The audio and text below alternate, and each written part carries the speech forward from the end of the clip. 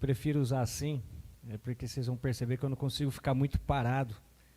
Então, às vezes eu saio. A última vez que eu preguei aqui no culto das 7 palavras, eu tinha que pregar nesse aqui, eu ficava procurando o microfone. Daí eu já venho e já falo, deixa eu usar o de mão que eu fico mais livre, né, para se eu andar um pouquinho aqui. Eu queria conversar um pouquinho com os irmãos em Lucas capítulo 15. Eu queria que vocês abrissem a Bíblia e acompanhassem a leitura. Eu vou ler do versículo 11 até o versículo 32. É a parábola do filho pródigo, uma parábola bem conhecida, mas hoje eu queria dar uma ênfase um pouquinho diferente nesse texto. Não sei se você já olhou para essa parábola por uma outra visão. Eu queria trabalhar essa visão hoje com os irmãos. Lucas capítulo 15, eu vou ler do 11 ao 32, e os irmãos acompanhem na Bíblia de vocês. Diz assim a palavra de Deus. Continuou, certo homem tinha 2 filhos. O mais moço deles disse ao pai, Pai, dai-me a parte dos meus bens que me cabe. E ele lhes repartiu os haveres. Passado não muitos dias, o filho mais moço, ajuntando tudo que era seu, partiu para uma terra distante, e lá dissipou todos os seus bens, vivendo dissolutamente. Depois de ter consumido tudo, sobreveio àquele país uma grande fome, e ele começou a passar necessidade. Então ele foi e se agregou a um dos cidadãos daquela terra, e este o mandou para os seus campos a guardar porcos. Ali desejava ele fartar-se das alfarrobas que os porcos comiam, mas ninguém lhe dava nada. Então, caindo em si, disse, quantos trabalhadores de meu pai têm pão com fartura, e eu aqui morro de fome? Levantar-me-ei e irei ter com o meu pai, e lhe direi, Pai, pequei contra o céu e diante de ti. Já não sou digno de ser chamado teu filho, trata-me como um dos teus trabalhadores. E levantando-se foi para seu pai. Vinha ainda ele longe quando seu pai o avistou, e compadecido dele, correndo o abraçou e o beijou. E o filho disse, Pai, pequei contra o céu e diante de ti, já não sou digno de ser chamado teu filho. O pai, porém, disse aos seus servos, trazei depressa a melhor roupa, vestiu, ponde-lhe um anel no dedo e sandálias nos pés. Trazei também e matai o novilho cevado, comamos e regozijamo-nos. Porque este meu filho estava morto e reviveu, estava perdido e foi achado, e começaram a regozijar-se. Ora, o filho mais velho estivera no campo, e quando voltava, ao aproximar-se da casa, ouviu a música e as danças. Chamou um dos seus criados e perguntou-lhes o que era aquilo, e ele informou. Veio teu irmão, e teu pai mandou matar o novilho cevado, porque o recuperou com saúde. Ele se indignou e não queria entrar. Saindo, porém, o pai procurava reconciliá-lo. Mas ele respondeu a seu pai, há tantos anos que te sirvo, sem jamais transgredir uma ordem tua, e nunca me destes um cabrito que sequer para me alegrar-me com os meus amigos. Vindo, porém, esse filho que desperdiçou os teus bens com meretrizes, tu mandastes matar para ele o novilho cevado. Então lhe respondeu o pai, meu filho, tu sempre estás comigo, tudo que é meu é teu. Entretanto, era preciso que nos regozijássemos e nos alegrássemos, porque esse teu irmão estava morto e reviveu, estava perdido e foi achado. Até aqui. Eu tenho algum tempo trabalhado lá em Dayal, um tema que fala sobre a essência cristã. E por que eu comecei a refletir um pouquinho isso na minha vida? Eu comecei a perceber, estudando alguns textos e algumas questões do nosso dia a dia, que muitas vezes nós nos colocamos como cristãos, mas isso não tem trazido transformação de vida. Você quer um exemplo? O Brasil, hoje na sua totalidade, tem uma pesquisa que fala que 25% dos brasileiros são evangélicos. E essa pesquisa ele faz um apontamento que daqui 20, 30 anos, quase a sua totalidade vai ser evangélica. Porém, nessa mesma pesquisa, é uma pesquisa que com certeza quem está na escola dominical aqui viu, é de uma revista da escola dominical lá, e ela fala assim, que ao mesmo tempo que cresce o número de evangélicos, não tem diminuído o número de corrupção no Brasil, de subornos. E tudo isso mostra o que então? Que ao mesmo tempo que muitos têm se colocado como cristão, esse cristianismo não tem transformado. E até que ponto então isso é saudável para uma igreja? Pode ser que você esteja aqui essa noite, ou você que está nos assistindo também, e fale assim, eu sou cristão. Mas ao mesmo tempo, na vida isso não tem trazido mudança, não tem trazido transformação. E esse é o grande risco. O que tem acontecido no geral, muitas pessoas se dizem cristãs, por exemplo, mas não colocam o dia do Senhor, o domingo, como uma prioridade na vida. Uma prioridade de estar na casa de Deus, louvando e engrandecendo a Deus. Muitos casais, por exemplo, também se dizem cristãos, mas numa primeira crise, diz que a melhor coisa é se separar. Não sei se vocês já viram uma pesquisa também que mostra que o número de casais evangélicos que tem se separado já passa dos 40%. Nem os evangélicos têm acreditado mais na força do casamento, entendendo a aliança que é diante de Deus. Então perceba que muitas pessoas têm se colocado como cristã, muitas pessoas seguem uma denominação, seguem um evangelho, mas ao mesmo tempo isso não tem trazido mudança de vida. O tema que eu queria trabalhar com os irmãos hoje é a perda da essência cristã, vivendo dentro da igreja, mas perdido. Como eu falei para os irmãos, eu queria trazer uma nuance diferente nessa parábola, porque muitas vezes a gente sempre fala da parábola, é a parábola do filho pródigo, então a gente sempre fala do filho que se arrependeu e voltou para os braços do pai, né? Mas se você começar a ler a partir do versículo 25, aqui traz alguém que nunca saiu de perto, alguém que está ali na casa do pai, só que muitas vezes não tem vivido a essência ali dentro da casa do pai, que é o filho mais velho. E hoje, eu queria que você fizesse uma análise na sua vida, olhando não para o filho pródigo que se arrependeu e foi até ao encontro do pai, mas eu queria que nós olhássemos a nossa essência cristã, olhando para o irmão mais velho, e percebendo assim, se nós como cristãos estamos vivendo mais ou menos como ele, que se diz cristão, que está na casa de Deus, que tem compromisso. Você leu aí no texto que ele fala que ele tem compromisso, ele nunca transgrediu uma ordem do pai e tudo mais que o texto nos mostra, que nós vamos ver mais à frente, mas ao mesmo tempo era alguém que não tinha reconhecido ainda essa essência cristã. Perceba que aquele filho, ele está vivendo ali naquela família, mas muitas vezes só de corpo presente. Pode ser que, parafraseando para nós, ele estava na igreja, ele estava vivendo no culto, mas não estava aqui em espírito e em verdade, estava aqui apenas de corpo presente, já pensando assim, o que eu vou jantar depois do culto? O que eu vou fazer saindo daqui? Já pensando nas outras coisas, e era exatamente isso que o filho estava fazendo. Esse filho era aquele filho que achava assim, que somente ele estava certo.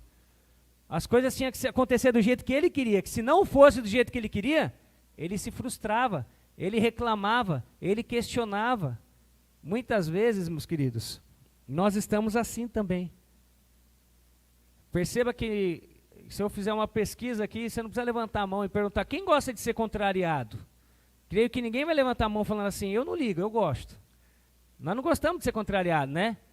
Aí se o marido olha para a mulher ou vice-versa e fala que o cônjuge está errado. É briga na certa, não é? A gente não gosta de ouvir um não. E aqui nesse momento a gente vê então alguém, exatamente assim, que achava que somente ele estava certo, que aquilo que ele fazia estava certo. E esse é o grande perigo que nós enfrentamos dentro da igreja também. Nós temos que entender a importância de sermos um corpo e viver essa essência do cristianismo. Esse filho, na parábola, ele estava representando os escribas e fariseus que se consideravam santos e desprezavam os outros. Esse filho, ao mesmo tempo, representa aqueles que estão dentro da igreja, que obedecem às leis, que são dizimistas, que andam nos caminhos, fogem do pecado, mas ainda assim estão perdidos dentro da essência cristã. E eu queria então, através de alguns pontos aqui do texto, que você analisasse a sua vida nessa noite e percebesse se você tem tido essa essência cristã, genuína, verdadeira, ou se você tem, ao decorrer do tempo, perdido a essência do verdadeiro cristianismo na sua vida, assim como esse filho mais velho. Sabe por quê? A primeira coisa que o texto nos mostra a partir do versículo 25, então, é que nós perdemos a essência cristã quando nós vivemos dentro da igreja, mas não amamos o próximo. Você consegue perceber o que está acontecendo aqui no texto? Qual é o grande mandamento de Deus? Quando ele resume lá os 10 mandamentos, ele fala assim: o grande mandamento é amar a Deus sobre todas as coisas e o próximo como a ti mesmo. Repare que ele fala assim no texto: o grande mandamento. Ele não fala os grandes mandamentos, porque ele fez uma junção. A conjunção ali é para mostrar que é uma coisa só, ele está unindo as coisas. O que ele está querendo nos mostrar? Que não tem como eu amar a Deus se eu não amo o meu próximo, e vice-versa. Não tem como eu ter relacionamento com Deus se eu não tenho um relacionamento com meu irmão. Não tem como eu ter um relacionamento saudável com meu irmão se Deus não for o centro de todas as coisas. A essência cristã passa pelo perdão. A essência cristã passa pelo amor.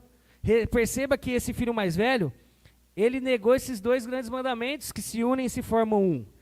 Ele não amou nem a Deus, que era representado pelo pai, e ele não amou também o seu irmão, que estava ali com ele. Perceba que ele fica irado, ele fica indignado com o pai, porque o pai foi misericordioso.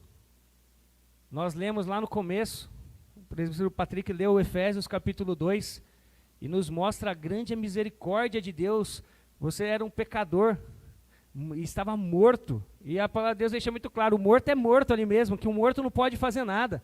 Não tem como eu chegar no morto e falar com ele: levanta, ele vai levantar.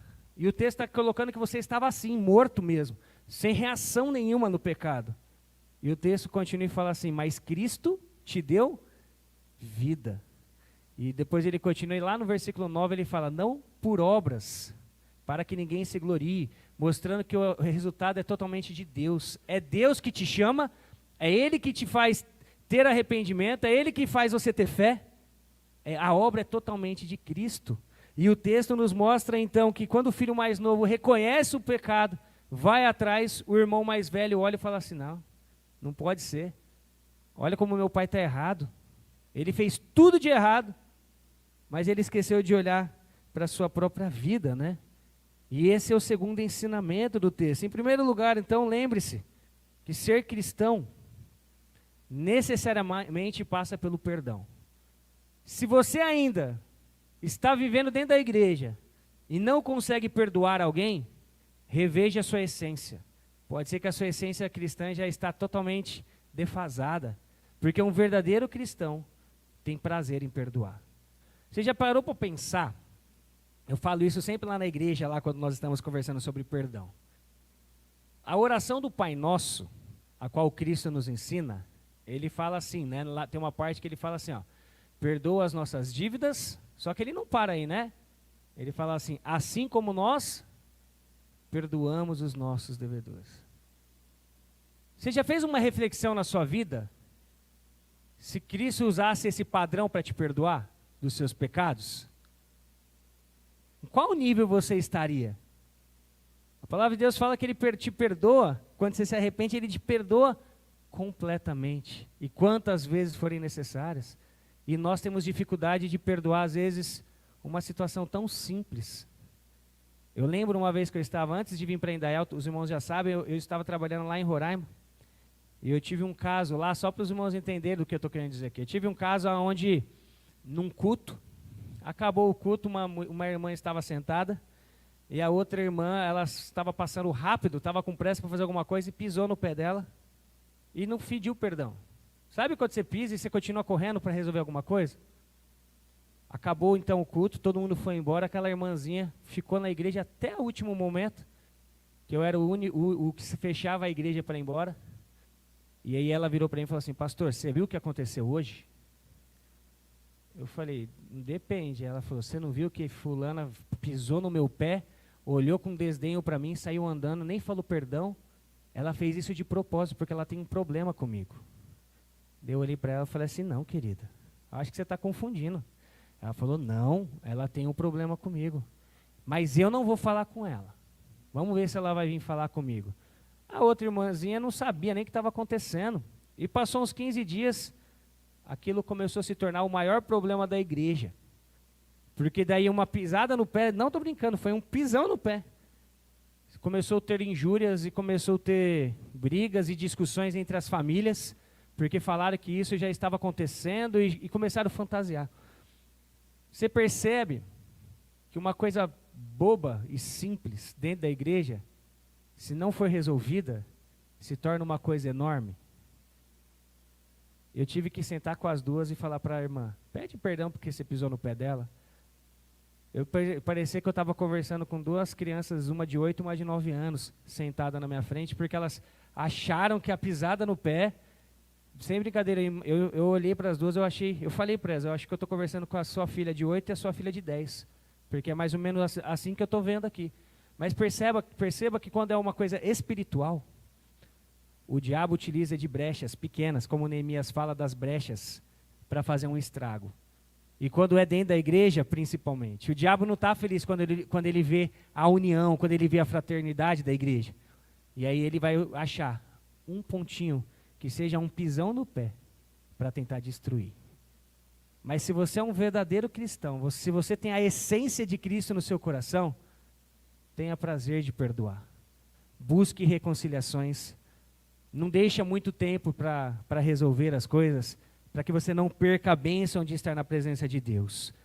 A segunda lição que o texto nos mostra é que nós perdemos a essência cristã quando nós vivemos dentro da igreja, mas confiamos na nossa própria justiça. Olha lá no versículo 29 e no versículo 30.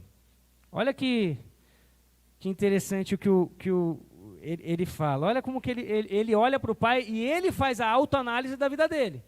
Olha lá, ele fala assim, ó, mas ele respondeu ao pai, há tantos anos que te sirvo, sem jamais transgredir uma lei, uma ordem tua, e nunca me desses um cabrito sequer para alegrar-me com os meus amigos, vindo, porém, esse teu filho, que desperdiçou os teus bens com meretrizes, tu mandaste matar para ele um novilho cevado.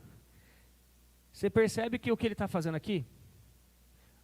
Ele está fazendo, a palavra de Deus, existe uma ênfase aí no mundo, e o evangelicalismo, que as pessoas falam assim, ó, você não pode me julgar. Pode ser que você use essa expressão também. Está me julgando, você não pode me julgar. Mas a palavra de Deus não diz isso. A palavra de Deus fala, ela é contra o julgamento hipócrita. Ele não está falando que eu não posso apontar o erro do meu irmão. Pelo contrário.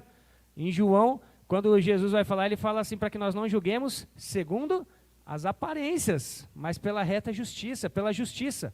Ou seja, o julgamento é necessário, nós fazemos julgamentos, as escolhas que nós fazemos é através de um julgamento. Um exemplo, você vai fazer uma entrevista de emprego, e lá vai ter 3 pessoas concorrendo à vaga. Você vai fazer uma entrevista e o chefe lá então vai falar assim, eu escolho fulano. Por que ele escolheu fulano? Porque ele julgou que aquele estava mais capacitado para aquela vaga. Mas ele não conhece 100% todo mundo, mas pela entrevista ele julgou. Através do quê? Através de uma atitude, através de uma ação. Ou seja, a palavra de Deus fala que nós como cristãos, revelamos que nós somos cristãos através das nossas obras. A obra não salva ninguém, mas a obra revela os verdadeiros cristãos. Tiago vai falar isso, Filipenses vai falar sobre isso, quando vai falar sobre o desenvolvimento da salvação. Então perceba que esse irmão mais velho, ele apontou o pecado do irmão. Só que aí veio o julgamento hipócrita. Por quê? Porque ele não enxergava o seu próprio pecado. Ele estava pronto para condenar o irmão ali. Enquanto ele se olhava e falava assim, eu sou um padrão de obediência. Ele era mais ou menos um fariseu lá do Sermão do Monte, quando Jesus prega o Sermão do Monte, e os fariseus, porque para os fariseus, o que era pecado? Não eram as ações internas, mas sim as ações externas, era aquilo que eles mostravam para as pessoas. Por isso que Jesus, a primeira coisa que ele vai falar depois das bem-aventuranças, ele fala assim, ó, ouvistes o que foi dito, não matarás. Eu, porém, vos digo, aquele que fala mal do teu irmão, aquele tal, e continua a falar assim, está matando o seu irmão. Ele está ensinando para os fariseus que eu tirar a vida de alguém e eu falar mal de alguém, está no mesmo patamar. É o mesmo pecado, estão violando o mandamento de não matar alguém. E os escribas e fariseus, então, naquele momento, eles estavam tendo que aprender novamente algumas coisas. Então, repare que eles não obedeciam de coração. Eles oravam, mas eles oravam para ter o reconhecimento. Daí Jesus vai lá no Sermão do Monte e fala assim, quando orares, entra lá no teu quarto, fecha a porta. Ele não está falando que o local específico para você orar é dentro do quarto, você pode orar em qualquer lugar. Mas o que ele estava querendo ensinar para os fariseus e os escribas, quando você orar, você não precisa mostrar para os outros que você estava orando. Eles gostavam de orar em praça pública, para mostrar para todo mundo que eles estavam sendo mais espirituais. E Cristo fala então, não é assim, é a sua intimidade com Deus. Então perceba que esse irmão mais velho, além de não amar, além de ferir o mandamento, em segundo lugar, ele seguiu a sua própria justiça. Ele falou o que é certo e ele falou o que é errado. Era ele que estava sendo o padrão. Ele vivia uma religiosidade. Repare que ele fala, eu trabalhava, eu nunca te feri, eu nunca te desobedeci, eu nunca transgredi. Repare que ele fala sobre isso. Mas isso era apenas um ativismo cristão. Como que está o seu compromisso com as coisas de Deus? Referente à Igreja Presbiteriana de Itajaí, você tem se envolvido nessa obra ardentemente? Você tem colocado a sua vida à disposição da obra para trabalhar para a honra e glória do nosso Senhor Jesus? Você tem sido fiel aos seus dízimos e ofertas? Você tem trabalhado na casa de Deus? Você tem cuidado do seu testemunho? Como que você tem vivido? Porque isso se chama essência cristã. Uma coisa que me surpreendeu quando eu estava morando em Roraima, e eu até conversei para cá já, e em São Paulo também. Lá em Roraima nós temos reunião de oração, que nem vocês têm aqui, nós temos lá em Indaial, reunião de oração durante a semana. Não estou falando da semana de oração, estou falando de reuniões cotidianas. E lá em Roraima nós tínhamos na igreja 140 pessoas, vamos dizer assim, contando adultos e crianças. E nas reuniões de quinta-feira, nós tínhamos uma nuance lá de 70 pessoas na igreja. Mais do que nós temos hoje aqui, por exemplo. Lá tinha de semana. E as reuniões de orações lá eram assim, a gente fazia semana de oração. Lá tem uma realidade um pouquinho diferente, é mais pertinho as coisas. A gente fazia semana de oração 6 horas da manhã lá. Porque a igreja preferia. Porque ela ia para a igreja às 6 horas, fazia das 6 às 7 a questão da reunião de oração. 7 horas ia todo mundo trabalhar, mas o trabalho lá era pertinho. Então quem entrava às 7h15, saía da igreja, era uma cidade de 4 mil habitantes. Os irmãos já falei bastante dela, né? São João da Baliza. Eles saíam da igreja, a gente fazia das 6 às 7, 7 horas eles saíam da igreja, 7h15, 7h10, 7h05 já estavam no seu trabalho. Mas nós fazíamos semanas de oração assim, mês sim, mês não. Com uma frequência de 40, 50 pessoas, 6 horas da manhã. Quando eu cheguei para trabalhar aqui, eu louvo a Deus que hoje em Indaial já tem compreendido isso. Eu tinha semana de oração com 3 pessoas, com 4 pessoas. E eu estranhava aquilo. Daí eu comecei a ir atrás de pessoas para perguntar sobre isso. Eu conversei com meus amigos pastores de São Paulo e de algumas outras regiões. E aquilo partiu meu coração, de saber a nossa realidade aqui. De nós não termos tanto comprometimento assim durante a semana também com as coisas de Deus. Nós temos uma reunião de oração semanal. Se você quiser ter essa essência cristã, coloque esse comprometimento de estar aqui orando pela tua casa, orando pela tua igreja, orando pela tua família. Você vai ver a diferença que faz quando nós colocamos a prioridade nas coisas de Deus. E o texto aqui mostra que o grande problema daquele irmão mais velho é que ele vivia apenas uma religiosidade. Ele não queria ter compromisso com as coisas, ele fazia porque tinha que fazer. Reveja seu coração. Veja se você tem amado ao próximo. Veja se você tem confiado mais na sua justiça ou na justiça de Deus. Em terceiro lugar, trazendo esse contexto, essa entrada que eu já coloquei, nós perdemos a essência cristã quando vivemos dentro da igreja sem viver a mesma de coração. Nós já lemos o versículo 29. Repare que esse irmão mais velho, ele está dentro da igreja, mas como um escravo. A palavra aí no grego, quando ele vai falar assim, ó, há tanto tempo que te sirvo, essa palavra sirvo aqui, no grego, ela traz o sentido de um servir como escravo. Ele não traz o serviço normal. Ele estava falando assim, há tanto tempo que eu sou escravo seu, eu faço tudo para você. Repare que ele obedece, não é por amor, ele obedece por medo. Ele obedece para ter reconhecimento. Ele faz as coisas para o pai, para que o pai fale assim, esse é meu filho amado, a quem me comprazo. Olha como ele é bom, como ele fez aquilo, e aquilo que ele fez foi ótimo. Perceba que a grande questão aqui é que ele fazia as coisas certas. Ele fala ali, ó, versículo 29, há tantos anos que te sirvo sem jamais transgredir uma ordem tua. Perceba que ele faz tudo correto. Vamos colocar que ele era o funcionário do mês ali, ele era exemplar. Porém, ele fazia com a motivação errada. Continuação do 29, e nunca me destes um cabrito. Ele fazia para barganha. Sabe mais ou menos quando você vê aquelas igrejas que falam assim, ó, vamos fazer um compromisso, você vai dar uma oferta de R$1.000. Se você está colocando o valor da oferta, não é oferta. Porque a palavra de Deus em Coríntios fala que a oferta é você dar segundo o seu coração. Daí eles falam assim, vamos dar uma oferta de R$1.000. E Deus vai fazer você prosperar na sua vida. Dê R$1.000 e você vai ver aquilo que Deus tem para fazer na sua vida. E aí a gente vê essas igrejas fazendo o que? É barganha com Deus, eu dou para receber. Eu dou meu dízimo, não porque é movimento de adoração, mas eu dou porque se eu não der o dízimo, Deus vai me roubar. Se eu não der o dízimo, eu não vou ser abençoado. Perceba que existe uma barganha em cima de tudo. E não é uma verdadeira adoração. O que estava acontecendo isso era exatamente isso. A sua obediência, ela não provia de coração. Ele obedecia a Deus. Ele obedecia o Pai, mas sem alegria. Você está percebendo? Você está fazendo uma análise, na verdade, da sua vida? Você está conseguindo perceber verdadeiramente o que é ser um cristão? Perceba que ele era alguém que andava lado a lado com o Pai. Era alguém que recebia os ensinamentos de Deus. Era alguém que tinha comunhão ali. Mas ao mesmo tempo estava vivendo o evangelho totalmente ao contrário.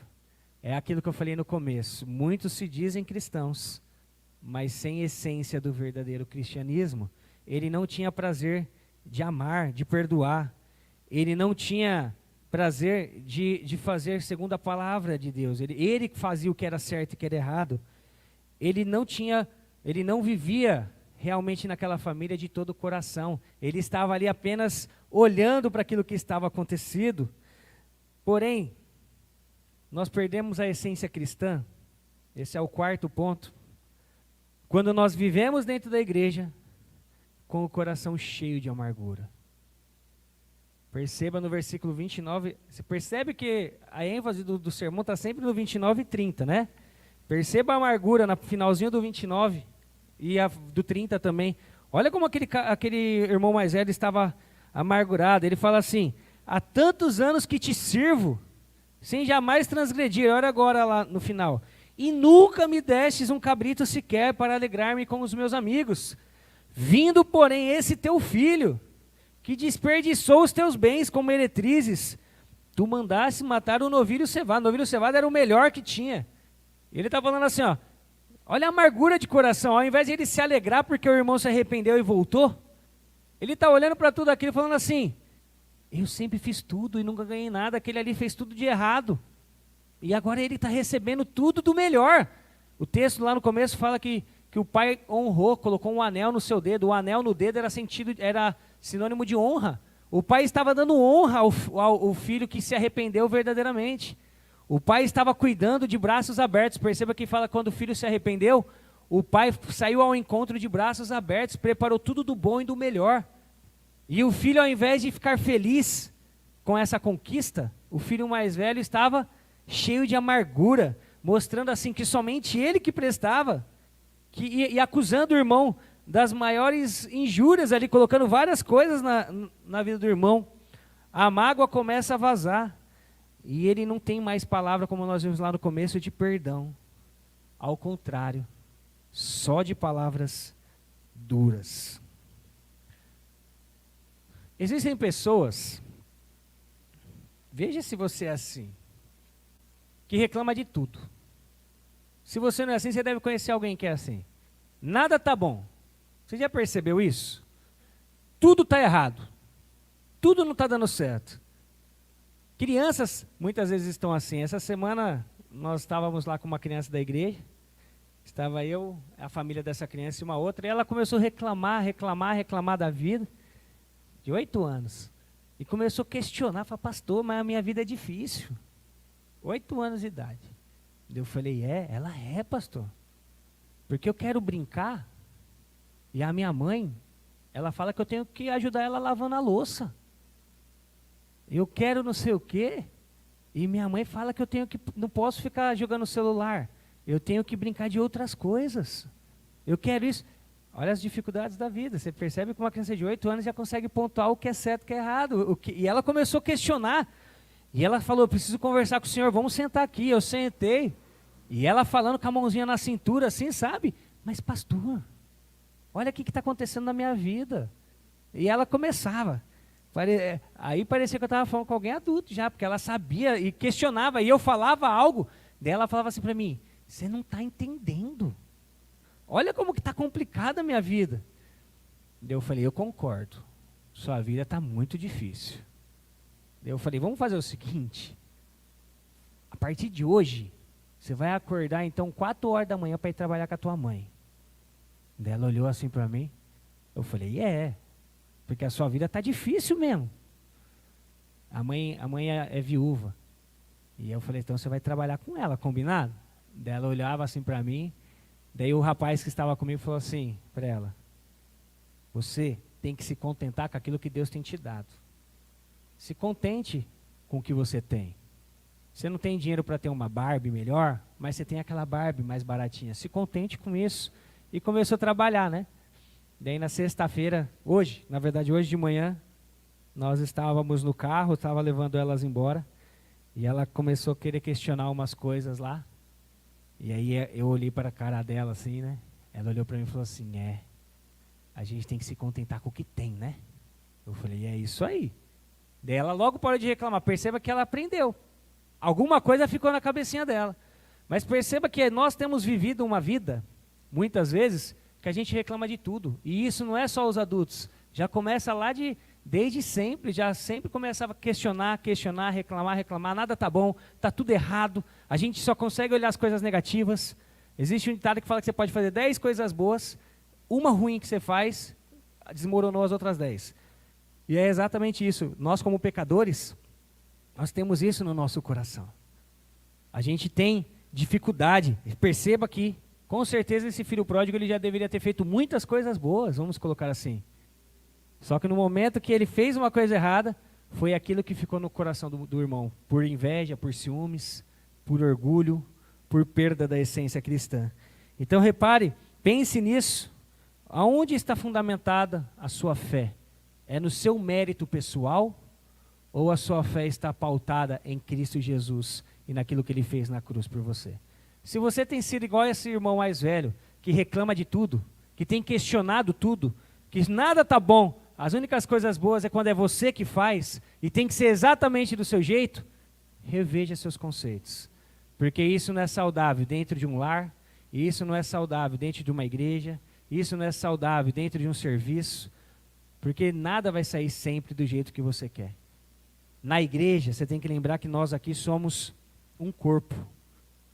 Em Coríntios vai falar muito sobre isso, né? Paulo está tratando a igreja de Coríntios é uma igreja que tem passado muitas dificuldades, passou, né? E ali eles tinham grupos dentro da igreja, eles se gabavam por serem uns melhores do que os outros, eles estavam numa divisão dentro da igreja, e Paulo então ele vem trabalhar a essência cristã falando assim, ó, vocês são um corpo. E um corpo só vai ser saudável se todos caminharem com a mesma essência, juntos. Ele não está falando que eles têm que ser exatamente iguais, porque é impossível. Por isso que ele fala lá, em Coríntios ele fala assim, você é o pé, você é a mão, você é o ombro, vamos parafraseando, ele está falando assim, cada um tem a sua função específica. E aí ele continua o texto e fala assim, e o cabeça é Cristo. O que ele está querendo dizer é, nós somos totalmente diferentes, mas quando nós estamos com o mesmo alvo proposto no nosso coração, nós prosperaremos. A igreja de Cristo, ela só vai prosperar se nós estivermos aqui com o alvo focado na cruz, com o alvo focado em Cristo. As diferenças vão existir, mas quando Cristo é aquele que vai ser o alvo, nós conseguimos passar por tudo isso de uma forma muito melhor. E o que o Paulo estava falando lá, e o que Cristo está falando aqui agora só tem como nós vivermos no meio cristão, com a essência de um verdadeiro cristão, se nós estivermos caminhando unidos, deixar a amargura um pouquinho de lado e viver aquilo que Deus tem feito por nós. Pode ser que no versículo 30 você não percebeu algo aqui. Perceba que o irmão mais velho, olha como que ele se dirige ao irmão dele. Era irmão dele. E olha como ele fala lá no versículo 30. Vindo, porém, esse teu filho. Você percebe que ele já nem considerava mais o outro irmão? Ele fala assim, ó, tá vendo? Veio seu filho aí, ó. Só que daí quando você vai lá no final, ele vai falar assim, ó, 32. Entretanto, era preciso que nos regozijássemos e nos alegrássemos, porque esse teu irmão. Você está percebendo que enquanto o filho fala assim, esse é teu filho, o pai vira e fala assim, não, ele é teu irmão. Você tem que honrá-lo. É isso dentro da igreja. Nós temos que ser irmãos em Cristo Jesus, porque a Bíblia diz que quem não ama o seu irmão, até agora vai estar nas trevas, não ama a Deus. Ele reconhece o amor, ele desconhece na verdade o amor, né? E ele vê o irmão dele como rival. Ele não vê o irmão dele como alguém que vai complementar o corpo de Cristo. E o ressentimento dele isolou, que enquanto estava tendo festa lá dentro, o versículo 28 fala que ele ficou do lado de fora. Ao invés de ele participar do banquete espiritual, do banquete ali, ele estava vivendo do lado de fora da igreja, do lado de fora da casa. Ele não estava usufruindo das bênçãos de Deus. E a quinta lição, então, que esse texto nos mostra, é que nós perdemos a essência cristã quando vivemos dentro da igreja, mas continuamos vivendo na carreira solo. Carreira solo aqui é caminhando sozinho, né? Perceba que esse filho mais velho, ele já não tinha mais nem alegria, nem prazer e nem amor. Ele vivia lá na casa do pai, se sentindo escravo. Ele estava dentro da casa, mas vivia sem ter comunhão dentro da casa. Ele olhava para todas aquelas coisas, mas ele não reconhecia fazer parte de tudo aquilo. As coisas que estavam acontecendo ali, acontecia e ele olhava para tudo aquilo, mas nada valia para ele. Quantos muitas vezes estão na igreja sem se sentir parte da igreja? Quantas vezes nós estamos dentro da igreja sem sentir a alegria da salvação, sem sentir o prazer de viver por Jesus, sem ter essa essência verdadeira do cristianismo, de falar assim, louvado seja Deus, eu faço parte de um corpo. Louvado seja Deus, Deus me escolheu, Deus me colocou dentro de uma igreja para eu participar da igreja, para eu viver a igreja no meu coração. Que a igreja venha fazer parte da sua vida e que ela faça a diferença verdadeiramente na sua vida. Que você não seja igual a esse irmão mais velho, que vivia dentro da igreja, mas sem amor, sem alegria e sem prazer. A última lição que o texto nos mostra, e para mim essa é a mais... De todas, assim, essa aqui para mim é a que mais mexe um pouquinho, assim, né? Sabe quando nós perdemos a essência cristã? Quando nós vivemos dentro da igreja, mas como se nada daquilo fizesse parte das nossas vidas, como eu acabei de dizer, mas algo maior ainda. Você percebe que esse irmão, ele era rico. Aqui está falando do pai que era rico, era um pai rico. Tinha bens, tinha fortunas e tinha tudo do bom e do melhor. Perceba que esse filho mais velho, ele era rico, mas ao mesmo tempo estava vivendo na miséria. Sabe o que isso significa para nós? Que muitas vezes, essas 25% das pessoas da população que são cristãs e que não têm transformação, sabe o que muitas vezes tem nos mostrado? Muitos são só admiradores, claro. Mas estou dizendo assim, daqueles que são verdadeiramente cristãos. Muitos hoje em dia têm vivido um cristianismo pobre. Sabe o que significa isso? Tem vivido um cristianismo sem alegria. Muitos estão dentro da igreja tristes, cabisbaixos, sem entender o que é a alegria de estar na presença de Deus. Quando Filipenses fala sobre alegria, nós temos que entender aquilo que Paulo está dizendo ali. Lembre-se que, eu sei que vocês já estudaram a carta de Filipenses aqui, lembre-se que Paulo está escrevendo aquela carta para cristãos que estão sendo perseguidos e mortos por professarem a fé. E naquele momento, então, Paulo estimula a igreja a viver a cidadania celestial acima de qualquer coisa. Acima de qualquer questão, que a cidadania celestial fosse aquela que é exaltada na vida daquelas pessoas. Mesmo que eles sofressem perseguições. E a carta de Filipenses, ela é conhecida como a carta da alegria. Sabe por quê? Porque por 17 vezes, Paulo usa a palavra alegria para estimular aquela igreja. E Paulo, então, quer ensinar um princípio para aquela igreja. E para nós também, que a alegria não é quando tudo está caminhando bem na nossa vida, não. Isso não é ser alegre. Porque é fácil ser alegre quando está tudo bem, não é fácil? Quando eu não estou com crise, quando eu não estou doente, quando tudo está caminhando bem na minha vida, quando eu tenho dinheiro na conta. Não é fácil ser feliz assim? E quando as coisas estão ruins? E quando eu estou desempregado? E quando não tenho o que comer? Como que você vai ser alegre nesse momento, não é? Mas o que Paulo estava querendo nos ensinar é que a alegria do crente não está nas coisas terrenas. A alegria do crente está em Cristo Jesus e na salvação que Ele te deu. E isso tem que te trazer alegria, independentemente da situação a qual você está vivendo.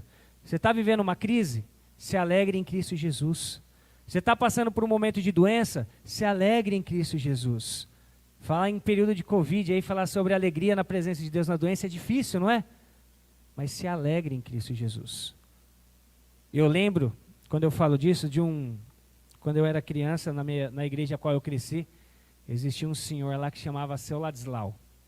Era ele e a esposa dele, a dona Dirce. Os dois morreram já, faleceram. Mas eu lembro, nos últimos dias de vida dele, ele era aquela pessoa que amava Jesus acima de qualquer coisa na vida dele. E eu lembro, a última vez que eu fui visitá-lo no hospital, fui juntamente com o pastor, e ele estava dentro do hospital, tinha acabado de perder tiraram um pedaço da perna dele. Por causa das doenças, deu algumas complicações lá e cortaram. E aí a gente chegou lá falando assim, como que nós vamos entrar para conversar com ele, né? Um senhor já perdeu a perna e já está para perder mais um pedaço da perna e tudo mais. E nós entramos para conversar com ele. Quando a gente entrou no quarto, sabe o que ele estava fazendo? Evangelizando o cara que estava no leito do lado. O homem tinha acabado de entrar. E aí, como era enfermaria, ele estava sentado do lado, deitado do lado, e começou a reclamar da vida. E aquele senhor, então, sem um pedaço de uma perna, próximo à morte, começou a evangelizar. Começou a mostrar o lado bom da vida, dentro de um leito de hospital. Tinha acabado de sair da cirurgia de amputação de perna. E eu lembro dessa frase que ele usou. Ele falou assim para nós, que a alegria dele não estava numa simples perna, mas a alegria dele estava porque ele tinha Cristo Jesus. E era Jesus que era o alvo da vida dele, independentemente da situação. Aquilo mexeu tanto com a gente, que nós fomos para levar uma palavra para ele, e saímos de lá abençoados. Nós fomos lá para orar por ele, e ainda ele orou por nós. Olha a grande questão da maturidade cristã. Ele compreendeu que mesmo nas dificuldades, Cristo era o alvo da vida dele. E que se ele tivesse que perder uma perna para conseguir evangelizar aquela pessoa que estava do lado dele, louvado seja Deus por isso. Ele olhou para as dificuldades não como obstáculos, mas ele olhou para as dificuldades como um trampolim na vida dele. O que nós temos que fazer quando nós entendemos então que nós vivemos na casa de Deus, que nós fazemos parte do corpo de Cristo, nós temos que compreender que nós não podemos viver um cristianismo pobre, um cristianismo só de quando as coisas vão bem. Nós temos que estar alegres em toda e qualquer situação. Repare que aquela pessoa, eles estavam vivendo ali sem festa. Enquanto ele estava festejando aqui a volta do arrependido, ele estava lá amargurado, querendo viver de canto. Ao mesmo tempo, ele trabalhava na igreja, ele servia o Pai. Só que tudo que ele fazia sem alegria. ele não compreendia as bênçãos, ele não desfrutava das bênçãos de Deus na vida dele. Quando você começar a olhar para a sua vida, perceba quantas coisas Deus tem te dado. Eu costumo dizer que, lá na igreja, que nós somos as pessoas mais ricas dessa terra. Daí você pode falar assim, mas pastor, na minha conta lá só está no vermelho. Mas você continua sendo a pessoa mais rica dessa terra. Sabe por quê? Porque você que é verdadeiramente um escolhido de Deus, você tem uma bênção celestial, uma herança, que é maior do que qualquer situação dessa vida. Você tem uma herança que a Bíblia fala que é uma herança incorruptível. Você tem muitas coisas para você festejar. A sua vida não é só aqui não. Aqui você está só de passagem, mas você vai ter a bênção eterna. Você vai ter as mansões celestiais, como a palavra de Deus diz. Ou seja, se considere a pessoa mais rica do mundo porque você é filho de Deus. E o texto nos mostra, então, se você começar a ler a palavra de Deus, você vai ver que você tem a vida eterna. Você tem o perdão dos seus pecados. Você tem... Deus veio para te dar uma vida, mas a palavra lá em João capítulo 10, versículo 10, fala que a vida que Deus veio te dar, não é uma vida qualquer, mas é uma vida em abundância. Neemias capítulo 8, versículo 10 diz, a alegria do Senhor é a nossa força, não se entristeçam, porque a alegria do Senhor os fortalecerá. Deus te dá uma alegria inimaginável. Você está percebendo quantas bênçãos Deus tem te dado? Agora pensa no contexto terreno também. Porque quando a gente fala de bênçãos que Deus tem nos dado, às vezes a gente só olha para as coisas celestiais, né? Mas olha o seu dia a dia. Deus tem te dado um emprego? Deus tem te dado uma família? Deus tem te dado saúde? Deus tem te dado alimento? Deus tem te dado um abrigo? Você está percebendo quantas coisas Deus tem te proporcionado? Deus tem te dado uma igreja. Perceba que nós temos que orar por um missionário que não pode nem falar o nome, porque ele está num país perseguido. Eu tenho um primo que estava trabalhando num país desses, e o Vladimir, e ele voltou, ele foi preso lá. Ele ficou 4 anos lá. E depois de, acho que foi 4 anos, depois de um tempo que ele estava lá no país, ele foi pego. E aí ele foi preso, foi torturado, a esposa veio mandar embora e ele ficou na prisão. E depois de algum tempo mandaram ele embora. Mais magro que você possa imaginar, foi torturado, dele passou por umas dificuldades. Ele falava que para quando ele queria ceiar com a família, ele tinha que pegar o carro e viajar. Entrar no meio do deserto para conseguir fazer a ceia com a família, porque não podia ter Bíblia, não podia ter nada em casa. Descobriram que ele tinha uma Bíblia em casa e quando invadiram a casa, acharam lá a Bíblia onde estava escondida lá. Mas perceba o anseio dessas pessoas de quererem levar o Evangelho. Eu fico imaginando quantas pessoas ali nesses países, como a China, como esses outros países dos Emirados Árabes, gostaria de ter uma igreja de portas abertas a qual podia celebrar uma festa como nós temos hoje aqui.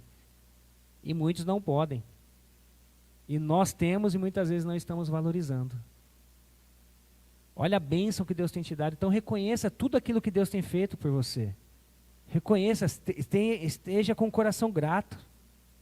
Esse filho mais velho, ele não estava tirando nenhum proveito da herança que o pai tinha dado para ele. O texto nos mostra que ele não festejava na presença do pai. O texto mostra que ele nunca tinha desfrutado das riquezas que temos, que ele tinha lá. O texto mostra que ele não tinha comunhão com o pai. Chegando já na conclusão, perceba que essa parábola, quando ela fala de um pai e de um filho, é uma parábola, e essa parábola quer mostrar o nosso relacionamento com Deus. O pai aqui representa Deus, e os filhos representam a nós. Perceba que ele está querendo mostrar e fazer nós refletirmos como que está o nosso relacionamento com Deus. Como que está a sua vida na presença de Deus? Como que está a essência de Cristo na sua vida? Como que está esse amor pelas coisas de Deus na sua vida?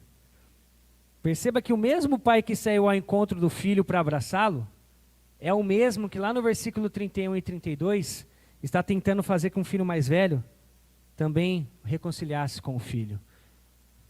E ele deu apenas um remédio para os dois: arrependimento. Era reconhecer o pecado. O filho pródigo reconheceu. O filho mais novo fez tudo de errado. Perceba que o texto mostra que ele fez as coisas piores que poderiam acontecer. Mas o texto deixa uma ênfase muito grande quando fala que ele reconhece o pecado e fala: pequei contra ti. No versículo 21, pequei contra ti, contra o céu e diante de ti. Já não sou digno de ser chamado teu filho. Perceba que ele abriu o coração na presença de Deus, ele reconheceu o seu pecado. E o texto continua e fala então que Deus o perdoou. O filho mais velho teve essa mesma oportunidade. Só que ao invés de se arrepender dos seus pecados, ao invés de reconhecer o seu erro, continua amargurado de coração, achando que somente ele merecia, que somente ele era certo, que somente ele podia receber as bênçãos e a herança. Qual desses dois filhos vocês têm parecido mais? O filho que reconhece o pecado e corre na presença de Deus para desfrutar das bênçãos celestiais? Ou você está mais parecido com esse irmão mais velho, que tem perdido a essência verdadeira do cristianismo, que tem vivido dentro de uma igreja, mas vivendo apenas pela religiosidade, não tem compreendido o verdadeiro amor de Deus? Repare que um se arrepende e desfruta das bênçãos. O outro está perdido, mesmo dentro da casa do Pai. Eu quero que você pense nisso, que você reflita nisso, e que você não venha desperdiçar os momentos que você tem com Deus. A vida está tão difícil, e muitas vezes a gente tem perdido o principal, que é desfrutar da presença de Deus. Nós temos enfrentado tantas lutas, nós temos enfrentado tantas dificuldades, e muitas vezes nós estamos perdendo assim a alegria de estar na presença de Deus. Que você cuide do seu coração, que você cuide da sua vida, e que você não venha perder a essência do verdadeiro cristianismo, que é tudo que nós estudamos aqui. Ao contrário, é vivendo, amando a Deus, é tendo um coração não cheio de amargura, mas com alegria, é viver sem querer viver na carreira solo, mas vivendo em comunidade, em comunhão com os irmãos, é viver amando um próximo, é viver buscando não a sua própria justiça, mas a justiça de Deus. E por último, é viver dentro da igreja com todo o coração, é viver o evangelho de todo o coração. Busque essa essência, tenha comunhão com a palavra de Deus durante a semana na sua casa, leia a Bíblia, ore. Semanalmente tem estudo bíblico na igreja, participe do estudo bíblico, dê um jeito para estar aqui, louve a Deus, ore a Deus em comunidade. Lembre-se lá em Atos 2, abre a sua Bíblia para nós finalizarmos, em Atos capítulo 2. Atos capítulo 2, olha qual que é a essência do cristianismo, a partir do versículo 42. Nós vamos finalizar com esse texto, mas só para nós entendermos um pouquinho que o texto aqui está falando sobre a formação da igreja, mas é muito interessante a forma como a igreja vivia. Atos 2, do 42 ao 47, diz assim, ó: e perseveravam na doutrina dos apóstolos, e na comunhão, no partir do pão e nas orações. Em cada alma havia temor, e muitos prodígios e sinais eram feitos por intermédio dos apóstolos. Todos os que creram estavam juntos e tinham tudo em comum. Vendiam as suas propriedades e bens, distribuindo o produto entre todos à medida que alguém tinha necessidade. Diariamente perseveravam unânimes no templo, partiam o pão de casa em casa e tomavam as suas refeições com alegria e singeleza de coração, louvando a Deus e contando com a simpatia de todo o povo. Enquanto isso, acrescentava-lhes o Senhor dia a dia os que iam sendo salvos. Você percebe qual é a verdadeira essência aqui cristã?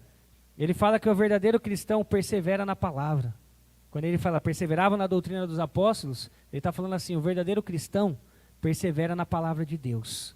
Tem prazer de ler a palavra de Deus, de estudar a palavra de Deus. O verdadeiro cristão Tem prazer de viver em comunhão. Por isso que o texto vai falar na comunhão. O verdadeiro cristão tem prazer de auxiliar o próximo naquilo que necessita, falando no partir do pão. E o verdadeiro cristão tem prazer de ter uma vida de oração. Se você seguir esses 4 fundamentos na sua vida, você vai ver a diferença que vai fazer no seu coração. Persevere na palavra. Tenha comunhão, tenha prazer de ter comunhão. Perdoe aquele que precisa ser perdoado. Viva uma vida digna na presença de Deus. Auxilie os irmãos necessitados, aqueles que precisam de ajuda. Procure conhecer os seus irmãos em Cristo Jesus. Procure conhecer a necessidade uns dos outros. E ore, assim, pela sua vida e pela vida da tua igreja e pela vida dos seus irmãos. Ore por Indaial, ore por Pissarras, ore por Navegantes. Pense sempre nisso. Coloque a sua vida diante de Deus. E coloque a sua igreja também na presença de Deus. Eu queria que nós cantássemos, antes de orar, uma música que vai falar sobre consagração, que é o oferta de amor, é o Vem o Senhor minha vida oferecer. Mas algo que eu acho muito interessante nessa música é que ela nos mostra qual é a verdadeira essência do cristão. Ela fala no refrão, a pergunta 1 do nosso catecismo fala assim, qual é o fim principal do homem? E a resposta é glorificar a Deus e gozá-lo ou se alegrar nele para sempre. Essa música no refrão ela vai falar qual é o verdadeiro motivo do nosso nascimento. Ele vai falar assim, pois para te adorar foi que eu nasci. Pode ser que nessa noite você tenha perdido um pouquinho a essência cristã durante esse tempo. E nessa noite Deus tem te dado uma oportunidade de reconhecer o seu erro, reconhecer o seu pecado e se colocar na presença de Deus, reconhecendo que não existe lugar melhor para você estar, a não ser na presença de Deus. Que você, enquanto você louva agora, faça dessa música a sua oração. E depois eu quero orar por você, mas compreenda o motivo verdadeiro pelo qual você está aqui.